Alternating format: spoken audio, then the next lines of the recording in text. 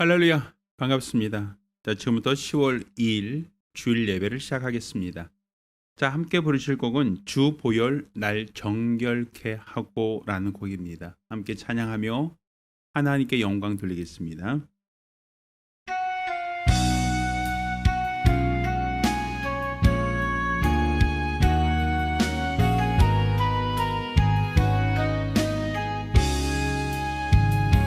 주 보혈 날 정결케 하고 주 보혈 날 자유케 하니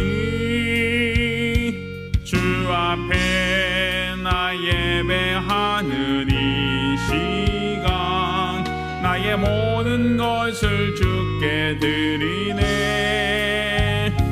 주의 손 날 위해 찢기셨고 주의 발 날 위에 박히셨으니 이제는 내가 사는 것이 아니요 오직 주를 위해 사는 것이라.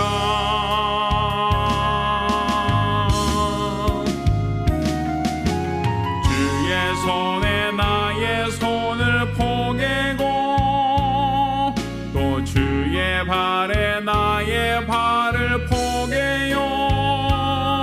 나 주와 함께 죽고 또 주와 함께 살리라.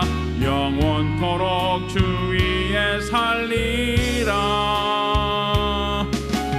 주의 손에 나의 손을 포개고 또 주의 발에 나의 발을 포개요.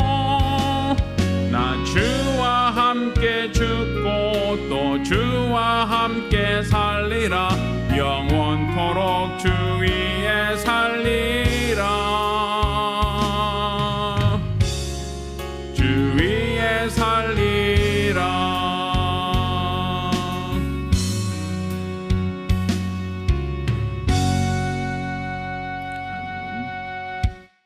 예배송 함께 부릅니다.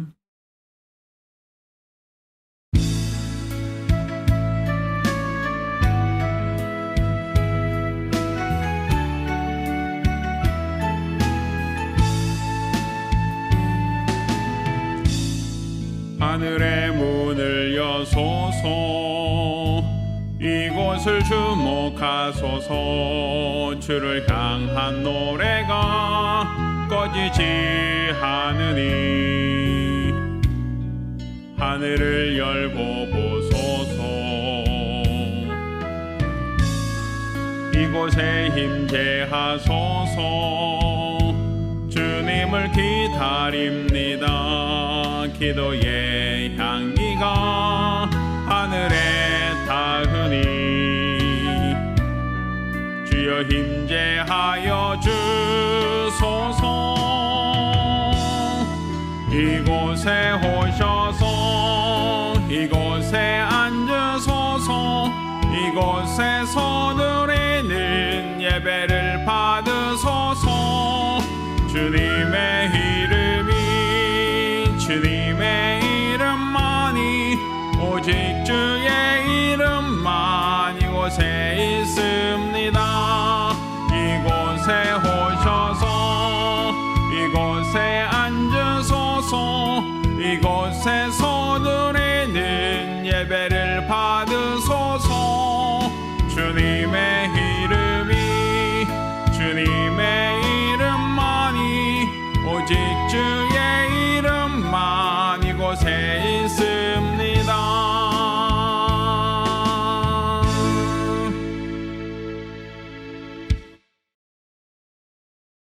은혜로우신 아버지 하나님, 우리로 주 앞에 나와 믿음으로 예배케 하심을 감사드립니다.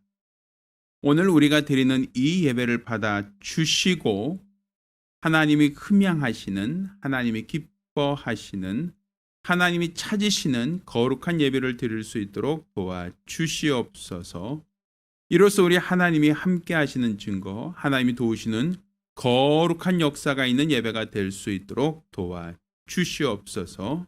하나님의 크신 은혜와 성도의 믿음이 조화를 이루는 거룩하고 복된 예배가 되게 하여 주시옵소서. 살아계신 우리 주 예수 그리스도 이름으로 기원합니다. 아멘. 찬송가 204장 함께 찬송합니다.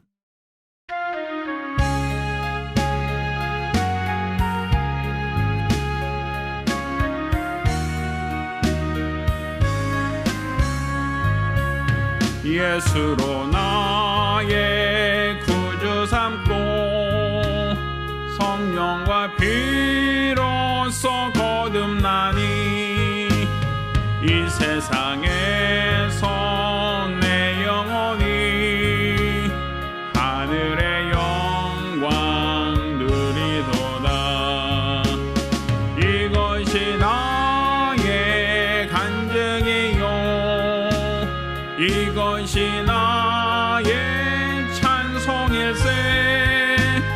나 사는 동안 끊임없이 구주를 찬송하리로다. 온전히 주께 맡긴 내 영 사랑의 음성을 듣는 중에 천사들 왕래하는 것과 하늘의 영광 보리로다. 이것이 나의 간증이요 이것이 나의 찬송일세. 나 사는 동안 끊임없이 구주를 찬송하리로다. 주 안에 기쁨 누림으로 마음의 풍랑이 잔잔하니 세상과 나는 간 곳 없고 구속한 주만 보이도다. 이것이 나의 간증이요 이것이 나의 찬송일세. 나 사는 동안 끊임없이 구주를 찬송하리로다.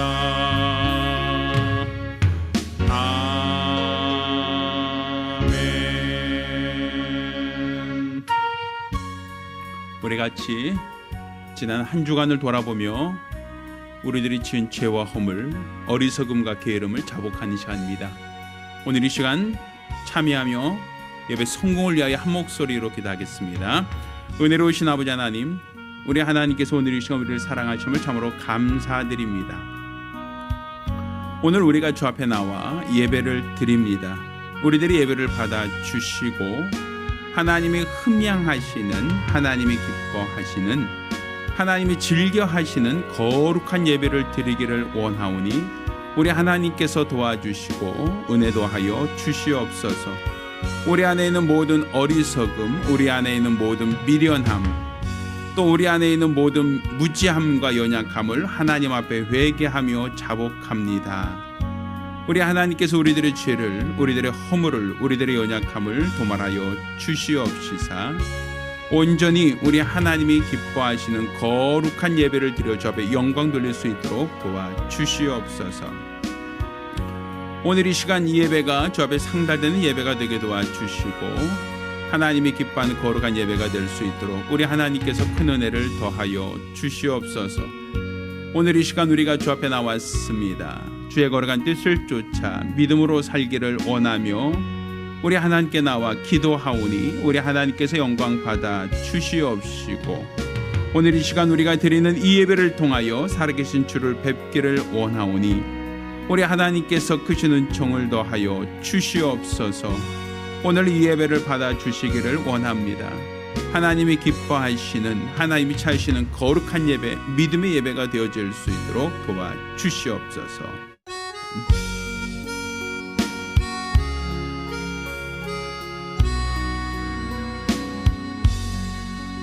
모든 영광을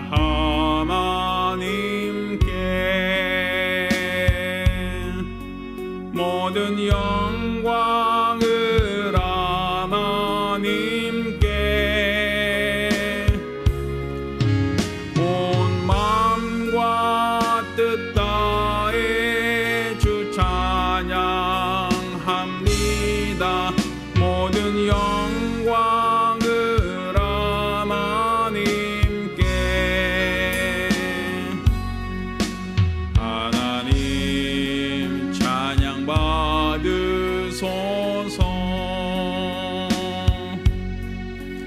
하나님 찬양 받으소서. 온 마음과 뜻 다해 주 찬양합니다. 하나님 찬양 받으소서.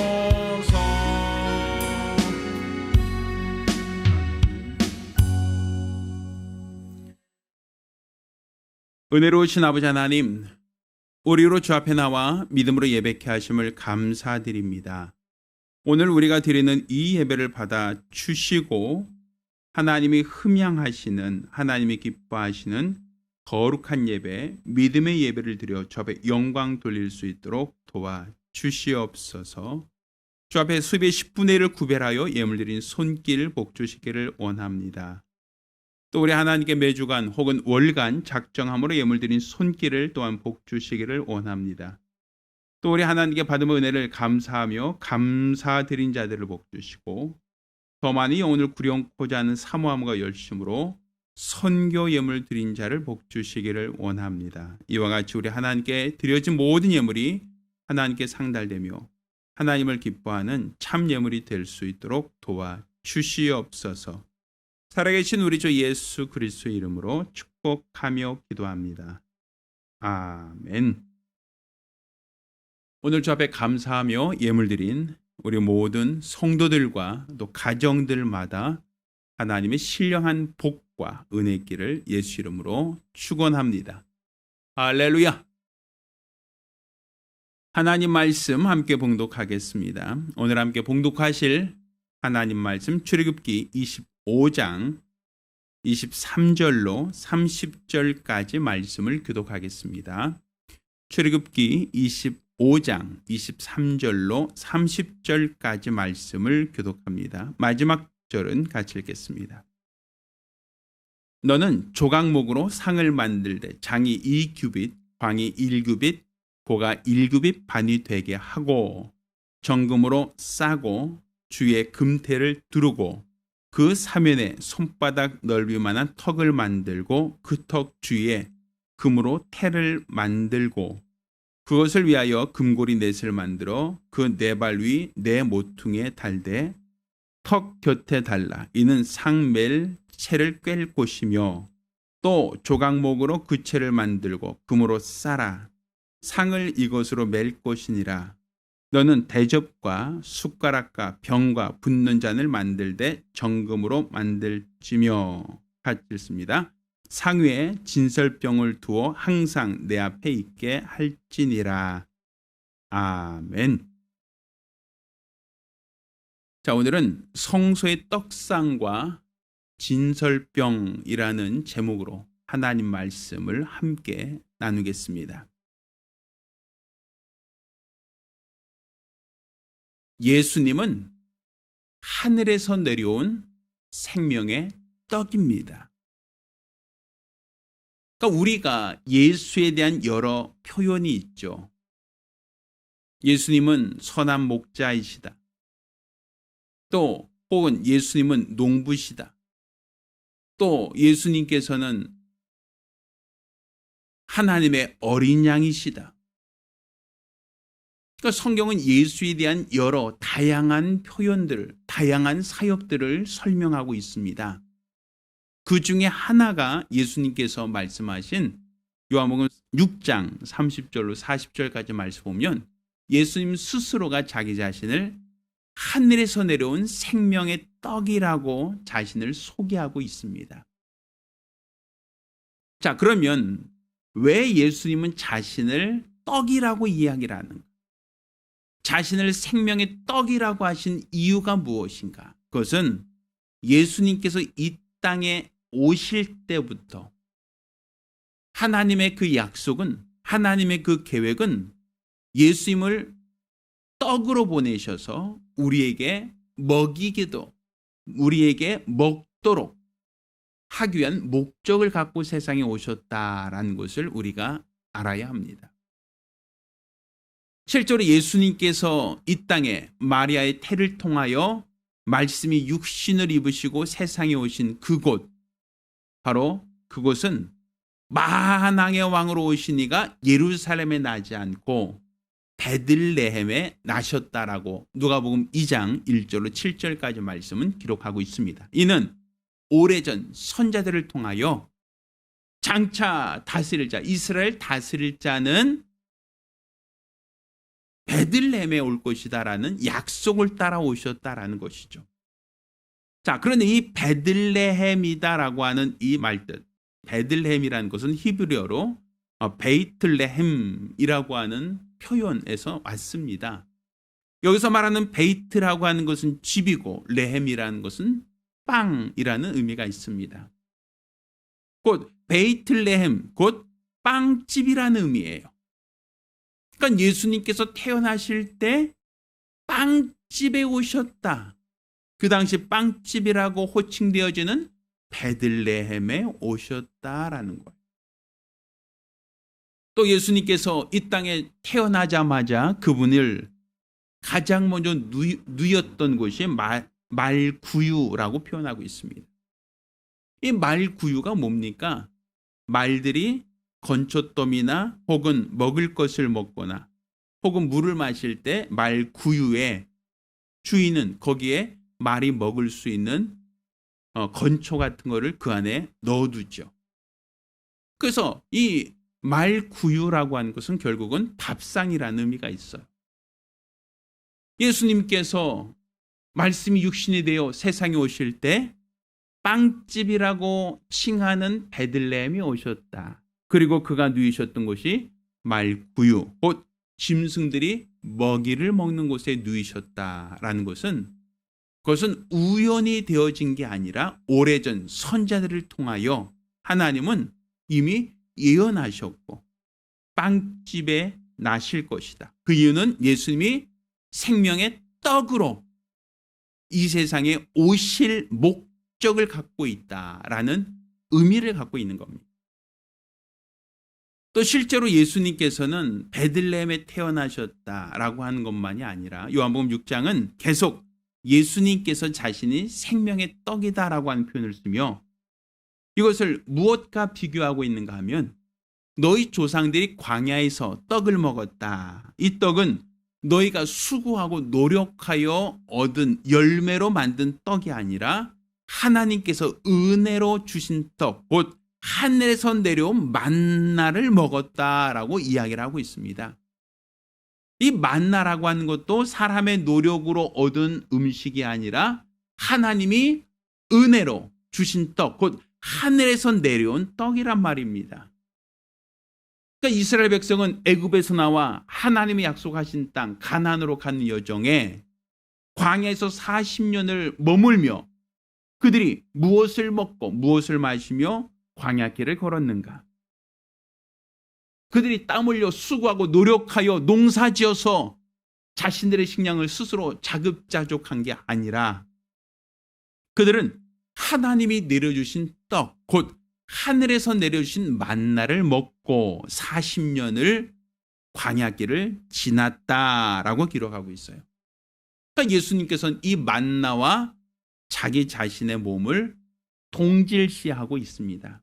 그러니까 너희 조상들은 하늘에서 내려주신 만나를 먹었던 것처럼 나도 너에게 생명의 떡으로 왔다. 그런데 이 떡은 사람의 노력으로 얻은 떡이 아니라 하나님이 너에게 은혜로 주신 떡이다라는 거예요. 하나님이 너에게 은혜로 주신 떡이 되기 위하여 이 땅에 오셨고 떡으로서 너에게 먹히기 위해서 오셨다라는 것이죠. 따라서 우리가 만나는 너희 조상들이 먹고 그 다음날 또다시 배고프고 줄이고 또다시 그 다음날 만나를 구하여야 하는 그러한 음식이었지만 예수님은 그가 우리에게 영원한 양식이 되신다라는 것.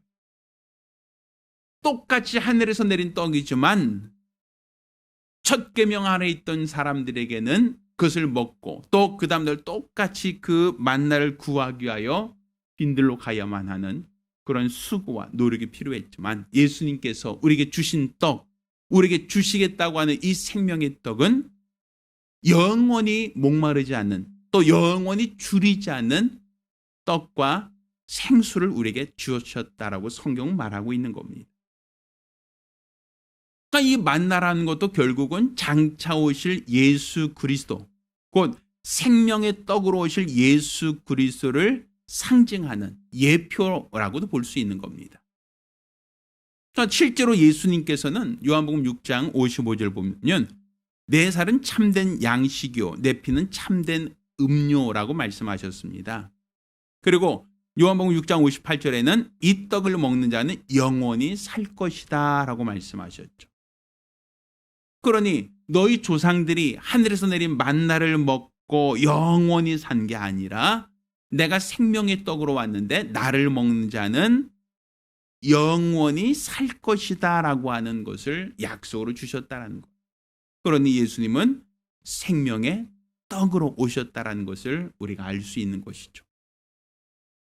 자, 오늘은 우리가 오늘 읽은 이 본문 출애굽기 25장 말씀은 성소에 하나님은 떡상을 준비하라고 말씀하셨습니다. 이 떡상은 시띠나무로 만들어진, 또 그것을 조각목이라죠. 조각목을 금으로 싸서 만든 떡상 위에, 그곳에 각 지파의 숫자를 따라 12덩이에 되는 진설병을 만들어 그 위에 매 안식일마다 하나님께서는 6개씩 두 줄로 진설병 위에 떡을 올려놓도록 하셨습니다. 이것은 제사장에게 주어진 역할, 제사장이 감당해야 될 역할입니다. 그러니까 제사장은 매주 그는 이 무교병을 만들어서 그 무교병 12덩어리, 각 지파를 상징하는 12개의 덩어리를 빵으로 만들어서 성소 북쪽에 있는 떡상 위에 6개씩 두 줄로 항상 진설하게 되어 있었고, 또 진설한다라는 것은 결국 하나님께 그 떡을 바쳤다, 하나님께 그 떡을 상달시켰다라는 의미가 되는 겁니다. 그리고 또 새로운 떡을 준비하여 그 떡을 쌓을 때 묵은 떡, 그 이전에 있었던 그 12덩이의 떡은 가져다가 버리는 게 아니라 그것은 제사장들만 먹을 수 있도록 하나님의 규례를 정하셨습니다.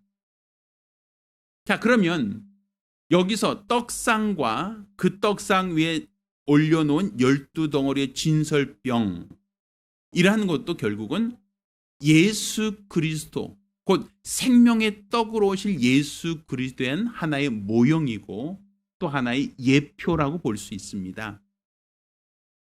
자, 그러면 이 진설병이라고 하는 게 무엇인가? 이 진설병이라고 하는 것은 히브리어로 레헴파님이라는 의미가 있어요. 레헴파님이라고 하는 말은 얼굴이라고 하는 의미와 빵이라고 하는 두 용어의 합성어입니다. 진설병이라는 것은 얼굴빵이란 얘기, 얼굴들의 빵이란 얘기거든요. 이것은 결국 얼굴빵이라고 하는 얘기는 하나님이 임재하심을 말하는 거예요. 하나님의 얼굴을 얘기하는 거예요. 그러면 하나님의 임재하신다라고 하는 것은 하나님이 어디에 임재하시는가, 무엇에 임재하시는가 할 때 이 진설병을 어떻게 만들었습니까? 자, 곡식의 열매를 추수합니다. 그리고 추수한 그 열매를 맷돌로 아주 고운 가루가 될 때까지 으깹니다. 다 가루를 내요. 우리 흔히 말하는 밀가루 있죠? 그 밀가루처럼 아주 잘게 부수고 부숴서 바람만 후 불어도 쉽게 날아갈 만큼 아주 고운 가루를 만듭니다. 그리고 이 진설병은 이 고운 가루에 물과 소금을 넣고 반죽을 하는 거예요. 이 물과 소금만 넣고 반죽하되 절대로 그 안에 누룩을 넣지 않았습니다. 그래서 누룩이 없는 빵이라고 하여 이것을 무교병이라고도 말을 해요. 자, 이렇게 하나의 알맹이를 잘게 가루를 내서 아주 고운 가루를 만들고 거기에 물과 또 소금만 넣어서 반죽한 것, 이것을 바로 진설병, 무교병, 그 무교병을 12개, 그러니까 각 지파의 수요를 따라 12개를 만들고 그것을 번철이라고 하죠. 우리나라로 지나면 오븐입니다. 그 오븐에 구워내는 거예요. 그러면 그 오븐에 구워내면 그 물과 소금으로만 반죽된 그 무교병이 딱딱하게 익겠죠. 그 12개의 덩어리를 그 떡상 위에다가 진설하는 겁니다. 그런데 이 진설을 하는 이 떡을 하나님의 얼굴빵, 하나님이 그 얼굴을 그곳을 향한다는 거예요. 하나님의 임재가 거기 있다라는 거예요. 그런데 왜 이것이 예수 그리스도의 모형, 예수 그리스도에 대한 의미를 갖고 있는가 하면, 자, 한 알의 알이 열매로 얻어진 한 알의 알, 우리가 곡식을 심으면 곡식이 자라서 열매를 맺추죠. 그 열매가 맺혀지면 그 열매를 그냥 그대로 따서 그대로 섭취하는 게 아니라 진설병을 만들기 위해서는 그 열매를 으깨서 가루를 낸다는 거죠. 또 그 가루를 낸 것을 물과 소금을 넣고 잘 반죽하여 번철에 굽는 겁니다. 마치 호떡을 굽듯 굽는 거예요. 그래서 만들어진 떡이 무교병이요. 그 무교병을 떡상에 올렸을 때 이것을 진설병이라고 얘기하는 거거든요. 그러니 이것은 바로 예수 그리스도의 고난을 의미하는 겁니다. 예수 그리스도께서 말씀이 육신을 입고 세상에 오셨다라고 하는 것은 아브라함과 다윗의 자손이라고 얘기하죠. 그러니까 약속의 자손으로 오셨다는 것은 하나님의 약속을 따라 열매가 맺혔다라는 거예요. 하나님이 아브라함에게 약속하셨던, 다윗에게 약속하셨던, 또 오래전 수많은 선자들에게 약속하셨던 그 예언을 따라 예수님이 오셨다, 열매가 맺혀졌다라는 얘기입니다. 이렇게 열매를 맺혀진 예수님께서 하나님께 드려지는 떡이 되기 위해서 어떻게 하셨는가? 자기 자신을 아주 잘게, 아주 곱게 갈아버렸다는 거예요. 그러니까 자신의 모든 것을, 자신의 육체를 찢으시고 자신의 모든 것을 다 으깨어서 하나님께 드려지는 떡이 되셨다라는 거예요. 그러니까 예수님의 고난과 희생을 통하여 또 자기 자신이 으깨어지고 자기 자신이 분쇄해지는 것만이 아니라 이제 그것을 인위적으로 사람의 손에 이끌려 물과 소금으로 반죽하여 뜨거운 번철에 구워버렸다는 것이죠.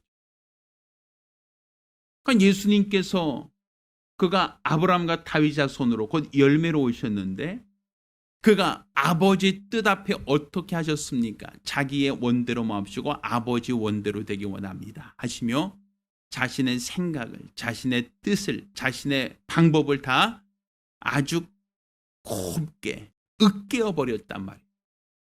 내 원대로 마옵시고 아버지 원대로 되기 원합니다. 마치 자신이 갖고 있는 생각, 자신이 가지고 있는 모든 것을 아주 곱게 갈아버렸다라는 것이죠.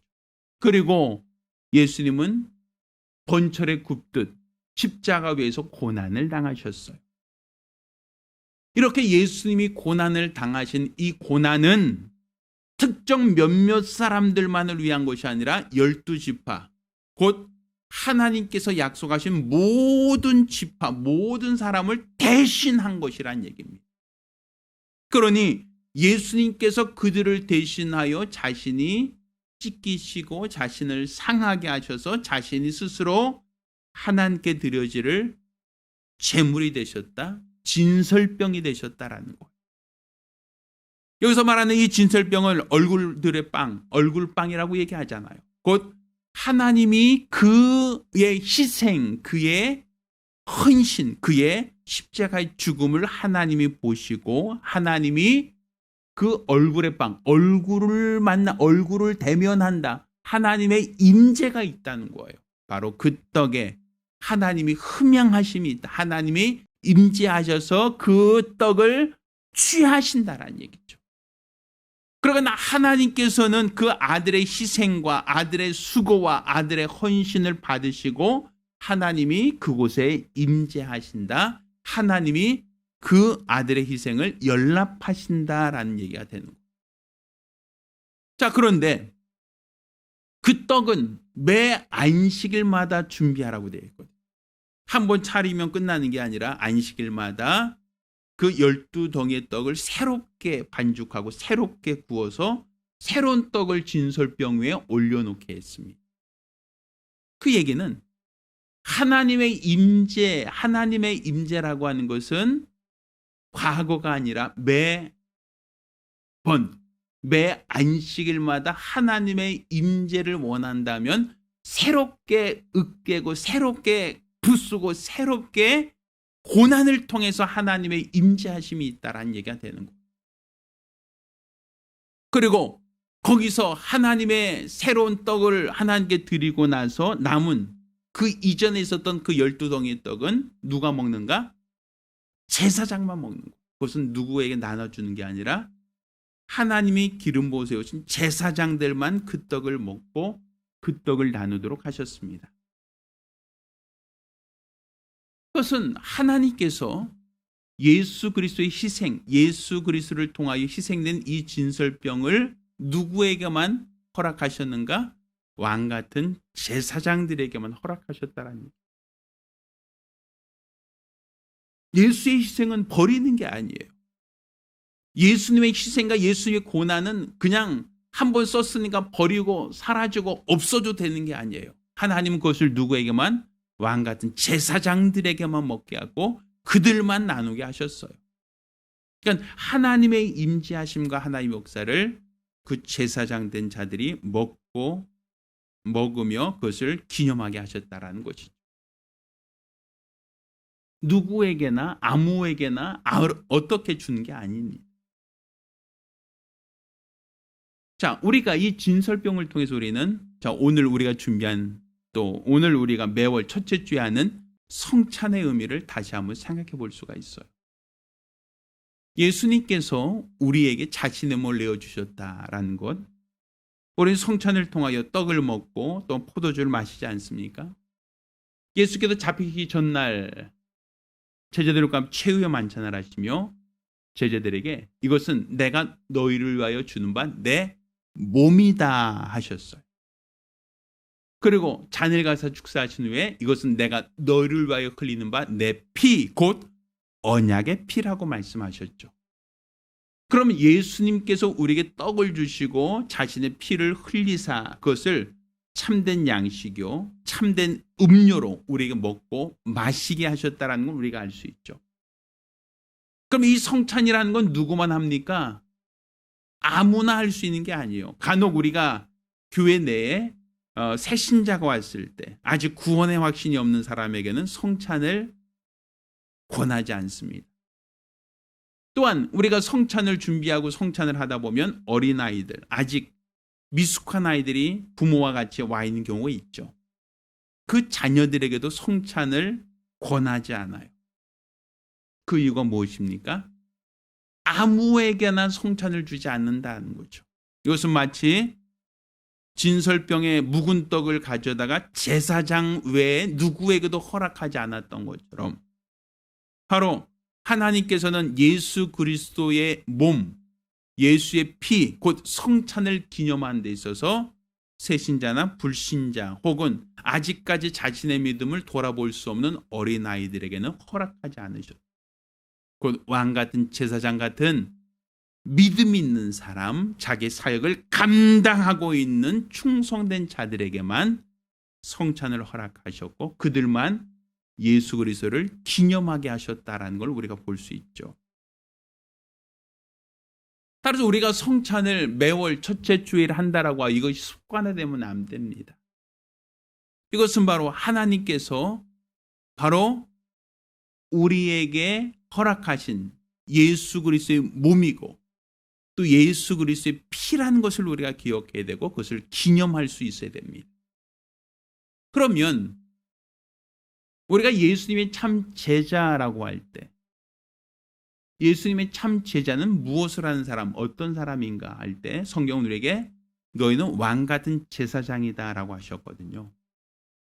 그럼 제사장의 역할과 그 임무가 무엇인가 할 때 12덩이 떡을 매주 준비하여 그 위에 하나님께 드려 하나님의 임재하심, 하나님의 얼굴을 뵙는 방법으로 그 떡을 사용했다라는 것.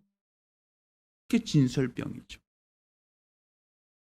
그럼 우리가 초대교회에서는 매주 안식구 첫날 모일 때마다 성찬을 했다라고 되어 있어요. 여기서 말하는 성찬은 그들이 누룩을 넣지 않은 떡과 포도주를 마시며 예수의 몸과 예수의 피를 기념하였다라는 겁니다. 여기서 말하는 예수의 몸은 어떤 몸입니까? 진설병처럼 하나님의 임재, 하나님의 얼굴이 그 안에 있는 떡이다라는 거예요. 그 떡은 어떻게 만듭니까? 누룩을 넣지 않았어요. 바리새인들이 누룩. 바리새인들의 헛된 교훈이 들어가 있지 않은, 첨가되어 있지 않은 바로 하나님의 온전한 말씀, 곧 소금 언약만 들어가 있는 무교병입니다. 영원히 변하지 않은 소금 언약만 그 안에 담겨 있는 무교병. 이게 바로 하나님께서 우리에게 약속하시고 하나님이 우리에게 주신 예수의 몸이다라는 거죠. 저희 교회는 오늘부터 이제 성찬식을 할 때 떡을 성경의 의미에 맞게 카스테라, 이전까지 사용했던 카스테라를 사용하지 않고 무교병에 가까운 혹은 무교병으로 저희가 성찬을 기념하려고 하는 계획을 가지고 있습니다. 자, 이것은 카스테라는 먹기 맛있죠. 또 먹을 때 가루가 떨어지거나 또 비스켓처럼 바삭거리는 소리가 안 나니까 굉장히 좋아요. 먹기도 좋고 또 먹은 후에 잔을 마실 때는 그냥 마치 같이 녹아서 없어지는 것처럼 쉽게 먹을 수 있으니까 또 기념할 수 있으니까 많은 교회들이 카스테라를 성찬 때 사용하는 것도 많습니다. 저는 그것을 비판하거나 판단하려고 하는 목적은 아닙니다. 그런데 성경에는 누룩을 넣지 않았다라는 의미가 있어요.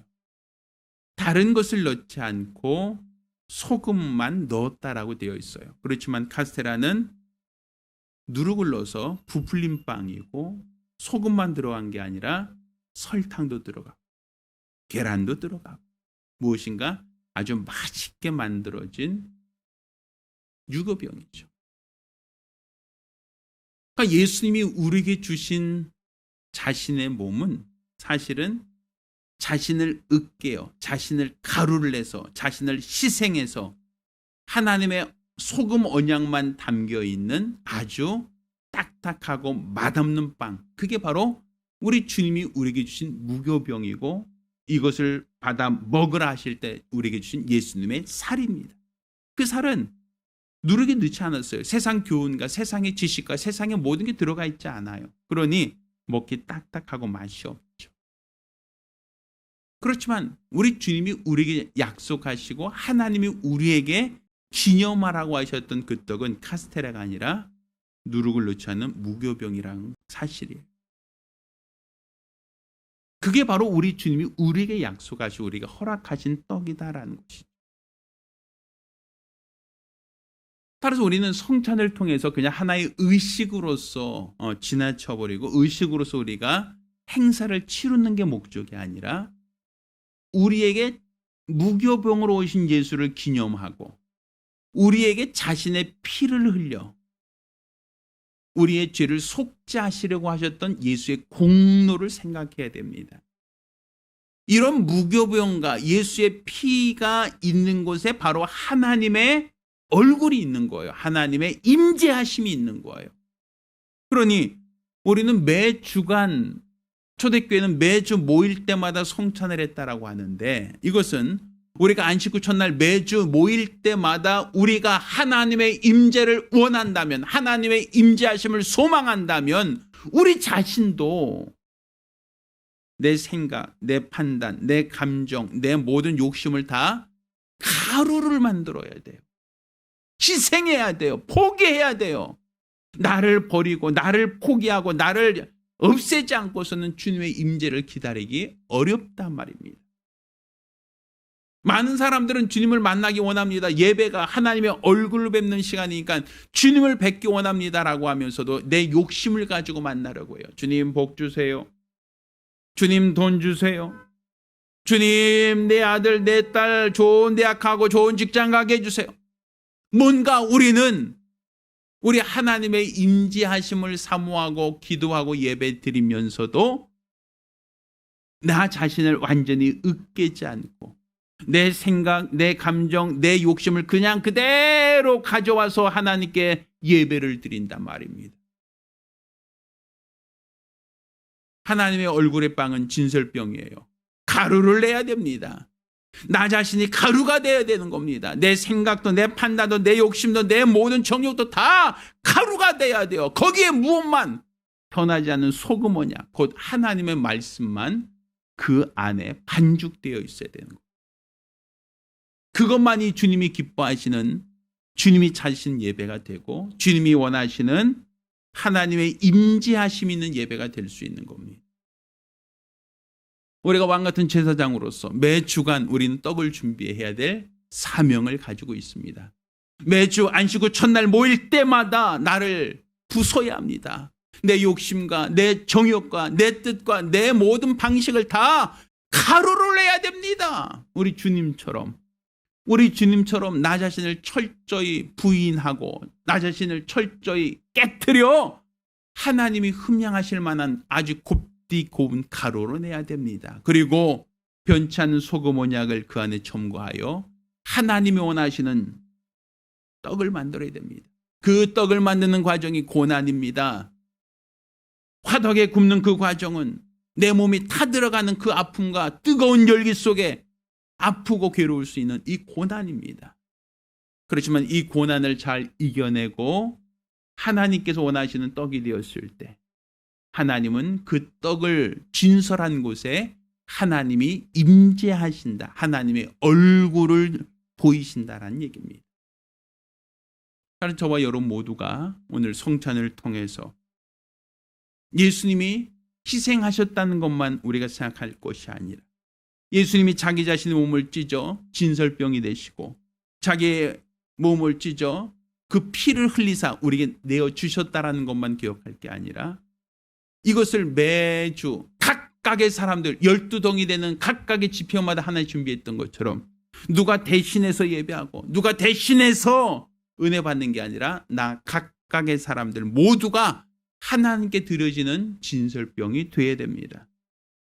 누구누구만 예배드리고 누구누구는 은혜 못 받고 누구누구는 그냥 거저 지나가는 예배가 아니라 우리 모두가 하나님 앞에 드려지는 하나님의 얼굴을 배우는 진설병이 되기를 예수 이름으로 축원합니다. 이로써 우리 하나님께서 오늘 이 예배를 통해서도 하나님의 얼굴을 보이시고 하나님의 임재하심을 체험할 수 있는 거룩한 예배, 믿음의 예배가 되기를 부탁드립니다.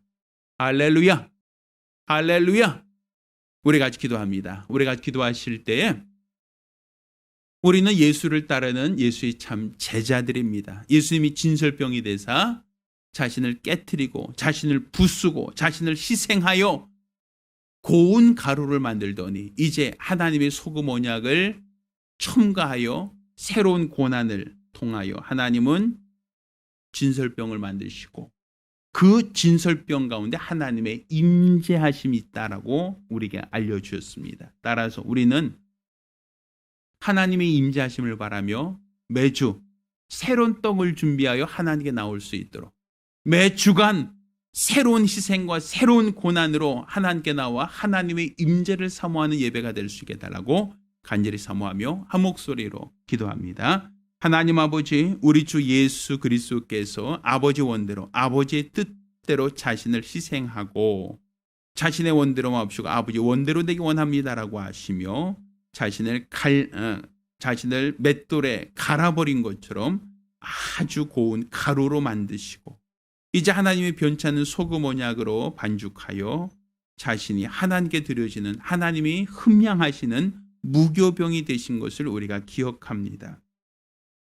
하나님은 그 무교병을 떡상에 진설하게 하시고 이 진설된 이 무교병 그 가운데 하나님의 얼굴이 있다. 곧 하나님의 임재하심이 있다라고 우리에게 알려주셨사오니 우리는 매주간 새로운 떡을 준비하는 제자들이 되게 하여 주시옵소서.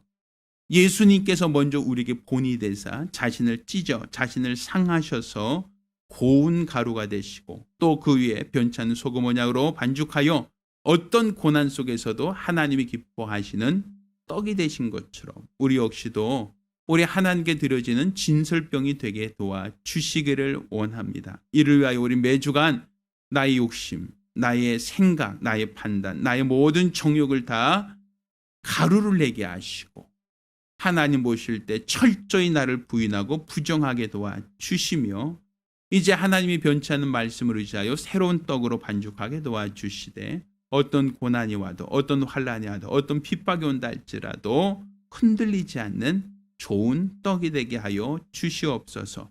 이와 같이 우리 하나님께 매주간 드려진 떡이 되면 하나님은 그 가운데 임재하시고 당신의 얼굴을 우리에게 보이신다라고 하셨사오니 우리는 매주간 하나님께 드려지는 온전한 떡이 되게 하여 주시고 진설병이 되게 도와주시사 하나님의 임재를 사모하고 하나님 임재를 소망하는 복되고 거룩한 성도들이 되게 하여 주시옵소서.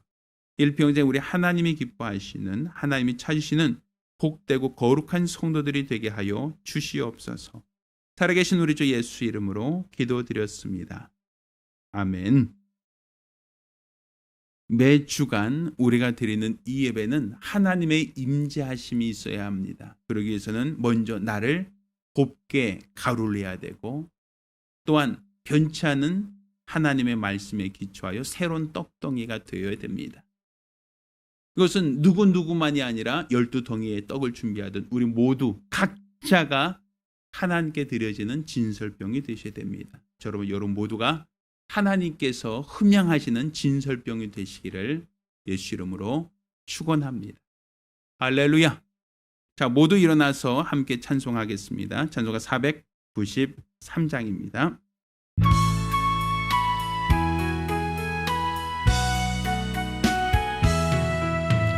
나 이제 주님의 새 생명 얻음모 옛것은 지나고 새 사람이로다.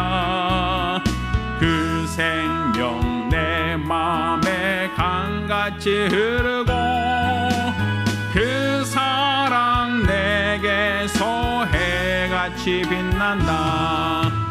영생을 맛보며 주 안에 살리라.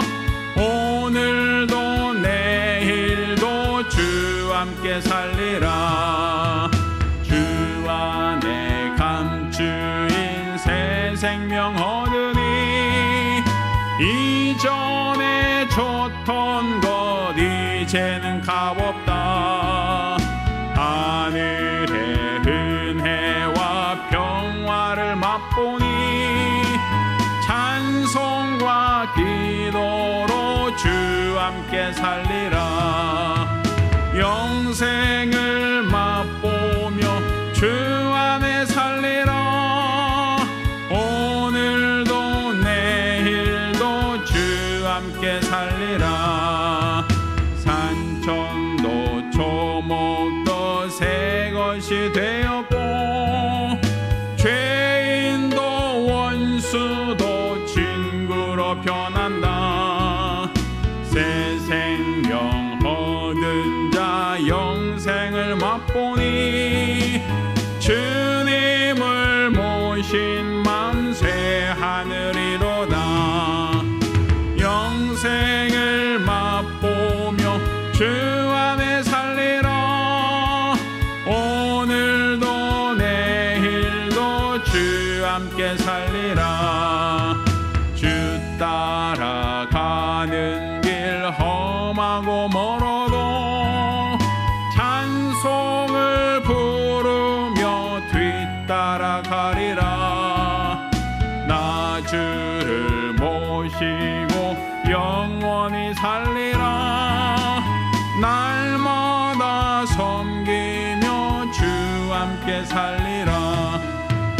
영생을 맛보며 주 안에 살리라.